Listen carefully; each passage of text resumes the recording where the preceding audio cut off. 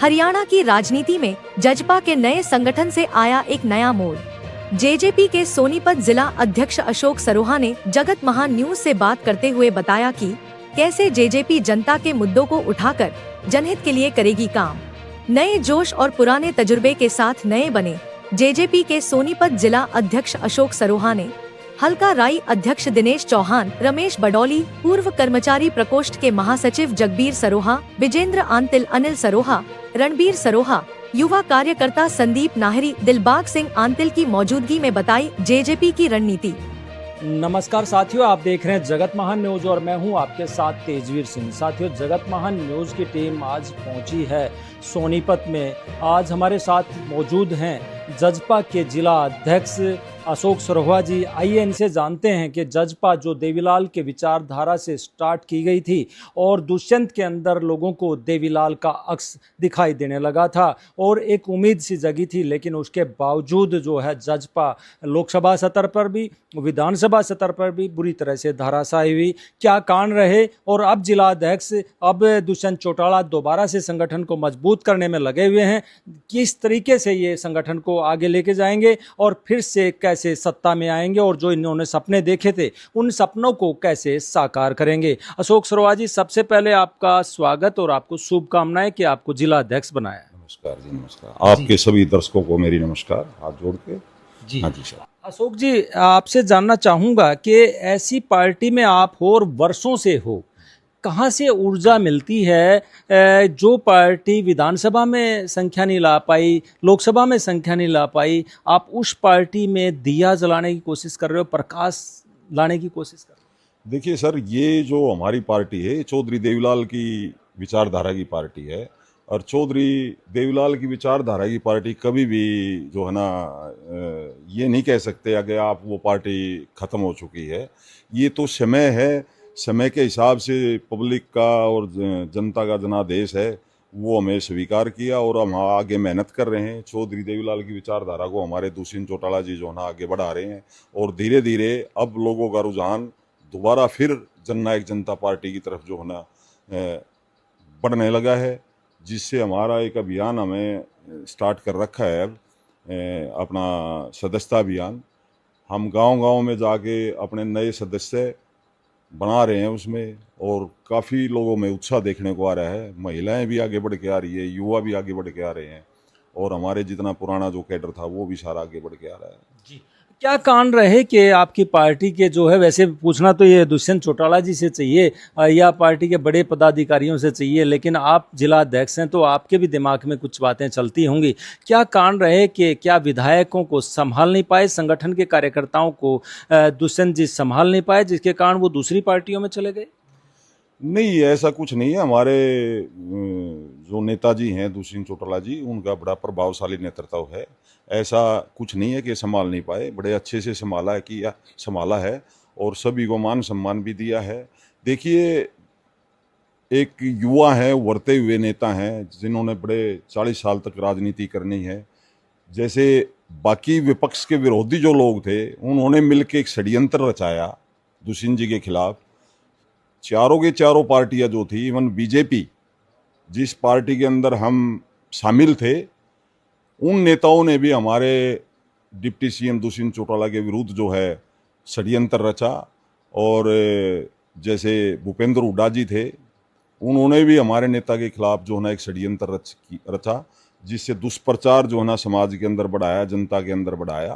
तो इन सब वजह से जो है ना हमारा जो है ना पार्टी का थोड़ा ग्राफ देखने में नीचे आया है। पिछले चुनाव में जो प्रदर्शन थोड़ा खराब रहा है। अशोक जी, आप तो इस क्षेत्र में रहे हैं, यहाँ किसान आंदोलन हुआ है। किसानों का जब आंदोलन चल रहा था तो उस समय उम्मीद कर रहे थे किसान के दुष्यंत चौटाला जी अस्तीफा देंगे।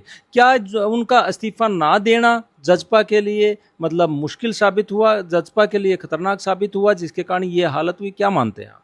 देखिए, अस्तीफे की जहाँ तक बात है, ये जो कानून था ये सेंट्रल गवर्नमेंट का कानून था बनाया हुआ। इसमें स्टेट गवर्नमेंट का या विधायकों का कोई रोल नहीं था। लेकिन एक मान के चल रहे थे कि देवीलाल की जो पार्टी है वो किसानों की विचारधारा से प्रेरित पार्टी है, तो इसलिए ये इनके साथ खड़े होंगे।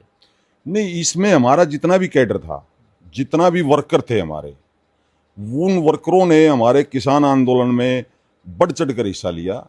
और गांव लेवल पे जो है ना, जो भी चंदा इकट्ठा करने वाली बात थी, हमारे जितना भी कैडर था हरियाणा के अंदर, सब ने बढ़ चढ़ कर भाग लिया। और इसमें समय समय पे हमारे डिप्टी सीएम साहब ने जो है ना, समय समय पे एक कोशिश की। लेकिन जिस प्रकार से आपके मुद्दे थे, एक बहुत चर्चित मुद्दे थे, 75% जो है नौकरियों में आरक्षण देना, महिलाओं की भागीदारी राजनीति में करना, और बहुत सारे 5,000 रुपये या वो महिलाओं को, बुजुर्गों को पेंशन देना, ये सब नहीं कर पाई पार्टी। क्या ये भी कारण रहा? नहीं, ये भी जैसे 75% है, वो दुष्यंत जी ने बड़ा उसमें कोशिश करके वो लागू कराया। लेकिन कुछ शरारती तत्व जो हैं, जो विरोधी थे, वो कोर्ट में पहुंच गए। अब वो कोर्ट में, सुप्रीम कोर्ट में विचाराधीन है। और हमारे पार्टी जो है ना, उसके लिए एफर्ट्स कर रही है, आज भी केस को पैरवी कर रही है। और हम इसको जो है ना 75% को लागू कराकर जो है ना हरियाणा के युवा के लिए एक बहुत बड़ा कार्य करेंगे। बहुत सारे मुद्दे थे, बहुत सारी योजनाएं थी, युवाओं को 11,000 रुपये मंथली देने की बात चुनाव के दौरान की गई थी, बहुत सारी चीज़ें की गई थी। क्या अब आप मान के चल रहे हैं कि अगला जो चुनाव होगा प्रीशमन के बाद होगा, जातीय समीकरण के साथ होगा, और सीटें जो है बढ़ चुकी होंगी विधानसभा की उस समय, क्या जजपा दोबारा से उस रो में आ पाएगी, आपको लगता है? देखिए, ये चीज़ इस पिछले चुनाव में ये चीज़ें क्लियर हो चुकी हैं हरियाणा के अंदर कि बीजेपी को उखाड़ कर फेंकने में सिर्फ दुष्यंत चौटाला जी एक ऐसे नेता हैं जिनके अंदर दमखम दिख रहा है। क्योंकि हुड्डा की जो राजनीति है, उसकी पोल सारी जनता में खुल चुकी है। हुड्डा बीजेपी के साथ मिलकर जो है ना अंडर टेबल सेटिंग करके चुनाव लड़ रहा है, जिसमें आधे से ज़्यादा बीजेपी ने जो है कांग्रेस की टिकट बांटी है। और अब की बार जनता में विरोध होने के बाद भी बीजेपी का, फिर भी हुड्डा ने सेटिंग करके दोबारा फिर हरियाणा में जो ना बीजेपी की सरकार बनवाई। तो इसलिए जनता ने सब पता है अब की बार कि जब तक हुड्डा की सपोर्ट करते रहेंगे तो बीजेपी हरियाणा में ऐसे ही सरकार बनाती रहेगी।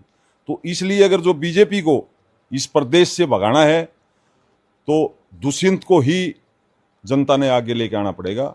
और दुष्यंत ही एक ऐसे नेता हैं जो बीजेपी को इस हरियाणा से पार कर सकते हैं। अशोक जी, यमुना पार कराते कराते भाजपा के साथ सरकार बना बैठे, अब आप कह रहे हो कि बीजेपी को फिर से यमुना पार जो है ना दुष्यंत जी करवाएंगे, कैसे भरोसा करें?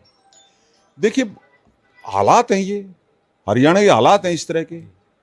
इन हालातों में आपको और कौन दिखाई दे रहा है नेता, आप बताइए। मतलब आप, हम मान के चलें कि युवा नेता हैं, आप मुद्दे उठाएंगे और जनता को फिर से भरोसा दिलाएंगे? बिल्कुल बिल्कुल भरोसा दिलाएंगे। चौधरी देवीलाल का जो है ना दुष्यंत जी में न खून दौड़ रहा है, वो उसी चीज़ को आगे लेके चलेंगे। किसान और कमेरे के जो चौधरी देवीलाल ने काम किए हैं, वही नीतियां हैं उनके अंदर, हमने बड़े नज़दीक से देखा है। वही जज्बा है काम करने का, और वही काम मतलब जो ना जनता के, एक बार जनता उनको मौका देगी तो फिर देखने को मिलेगा कि दोबारा फिर चौधरी देवीलाल के जो राज के जो दिन होते थे वो फिर दोबारा हरियाणा में लौटेंगे। बिजली के रेट बढ़ गए हैं, बेरोजगारी बहुत ज़्यादा है, प्रदेश में जो है अपराध लगातार बढ़ता जा रहा है, एक आध एनकाउंटर करके सरकार अपनी पीठ थपथपा रही है। क्या लगता है, सरकार सही चल रही है क्या? देखिए, ऐसा है, ये तो एक कमज़ोर सीएम की निशानी है, जो इस तरीके से स्टेट के अंदर जो गुंडागर्दी चल रही है, सरकार के कामों में जो है ना गैंगस्टर इन्वॉल्व हो रहे हैं और उसका जो है ना प्रक्रिया को पूरी नहीं होना देना चाह रहे। तो ये तो साफ साफ नज़र आ रहा है कि हरियाणा का सीएम नायब सिंह सैनी कमज़ोर व्यक्ति है, इसलिए जो है ना इस सब इस चीज़ों को मैनेज नहीं कर पा रहे। और भ्रष्टाचार भी चरम सीमा पे, आए दिन देखिए आप, पेपरों में आती है कि वहाँ पे भ्रष्टाचार का इशू आया, वहाँ पे भ्रष्टाचार का इशू आया, और गुंडागर्दी तो चरम सीमा पे है। और बेरोजगारी के लिए लोग जो है ना तरह तरह की रास्ते अपना रहे हैं, बेरोजगारी से तंग आकर। तो इसलिए जो है ना बेरोजगारी का भी एक मुख्य कारण है कि हरियाणा के अंदर जो है ना ये गुंडागर्दी बढ़ रही है। अगर जो हरियाणा सरकार युवाओं को रोजगार दे तो शायद उस तरफ युवा जो है ना, हरियाणा के युवा ना जाएं। 11 साल की उपलब्धियों को लेकर सरकार अपनी पीठ थपथपा रही है, जबकि लोग जो है विपक्ष हमलावर है कि युवा जो है विदेशों में जा रहे हैं डंकी के माध्यम से।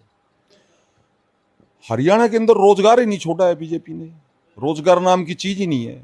अब जिसने रोजी रोटी कमानी है वो कोई ना कोई रास्ता तो निकालेगा ना अपना पेट भरने के लिए। कुछ युवा रास्ता भटक के दूसरी तरफ जा रहे हैं, कुछ युवा अपना रोजी रोटी के लिए विदेशों में जा रहे हैं। ये तो फेलियर सरकार है। राव इंद्रजीत कह रहे हैं कि कंट्रोल्ड सरकार है, यानी कि रिमोट कहीं और है सरकार। वो तो है, वो तो सच कह रहे हैं। वो उनके नेता हैं, बड़े नेता हैं। वो जब अपने मुंह से कह रहे हैं कंट्रोल्ड सरकार है, तो इसमें तो कोई दो राय ही नहीं है। सरकार आज भी कोई और चला रहा है हरियाणा की। तो जजपा से क्या उम्मीद करें? अब जिला सोनीपत में आपको बागडोर मिली है, तो किस तरीके से आप जजपा को मजबूत करें? देखिए, हमारा सोनीपत एक पुराना जो रोहतक कहते हैं, इसको हुड्डा साहब ने बड़े लंबे अरसे से जो है ना बहकाया है लोगों को। सोनीपत को हमेशा अपना छोटे भाई के रूप में उन्होंने कहा है, लेकिन कभी भी छोटे भाई के रूप में सोनीपत को नहीं देखा है। हमारा सोनीपत हुड्डा सरकार में एक तरह से बैक फुट पे गया है। जो डेवलपमेंट लोकेशन के हिसाब से सोनीपत में होनी चाहिए थी, वो सीएम हुड्डा की वजह से नहीं हो पाई। और इसीलिए अब जनता की जो ना आँख खुल चुकी है कि भी ये हमारी वोटों को ठग ले जाता है और भाई भाई करता है, बाकी काम यहाँ पे कुछ नहीं करता। तो अब यहाँ की जनता के लोगों ने समझ में आ गई है, इसलिए हुड्डा को जो ना यहाँ पे फेलियर कर दिया। और आने वाला जो समय होगा वो सोनीपत से एक बड़ा आंधी के रूप में जो है ना जननायक जनता पार्टी की हवा चलेगी। और अगला सीएम हरियाणा का जो होगा वो दुष्यंत चौटाला जी होंगे। जजपा से रूट कर कार्यकर्ता की अलग अलग पार्टियों में चले गए, आप कैसे ला पाएंगे उनको? देखिए, हमारा जो कार्यकर्ता है ना, वो कार्यकर्ता किसी दूसरी पार्टी में जाके सेट नहीं हो सकता। वो कुछ महीने, कुछ चंद दिन तो वहाँ रह सकता है, लेकिन लंबे समय तक वहाँ नहीं रुक सकता। क्योंकि यहाँ पे जो राजनीति करने का जो तरीका है वो एक बड़ा अच्छा तरीका है। छोटे से छोटा नेता भी जो है ऊपर तक जाता है। पता नहीं किसकी किस्मत कब कहाँ मेहनत रंग लाती है यहाँ पे। जैसे मैं एक छोटा सा वर्कर हूँ, मैंने पार्टी के लिए मेहनत की, तो आज शीर्ष नेतृत्व ने मेरे को ये जिम्मेदारी दी।